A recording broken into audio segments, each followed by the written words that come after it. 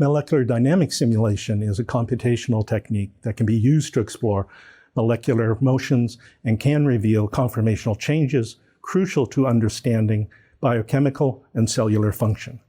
Probing the range of dynamic motions accessible to a macromolecule is difficult. Using the results from molecular dynamic simulations in conjunction with experimental data allows assessment of their functional significance. We will demonstrate using molecular dynamic simulations how mutations observed in cancer patients affect EGFR tyrosine conformations and ligand binding. To prepare the wild-type apoactive EGFR kinase structure, open the Chimera visualization program and under the File menu, click Fetch by ID.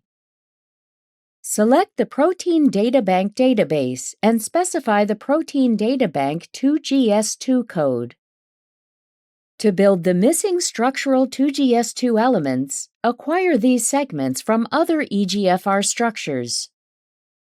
To construct the 5-residue glutamate 746 to alanine 750 L-RHA deletion in EGFR, click Favorite, Sequence, and Show Sequence to open the wild-type 2GS2 sequence, and in the resulting sequence window, click Edit and Add Sequence to select the deletion mutant FASTA format sequence.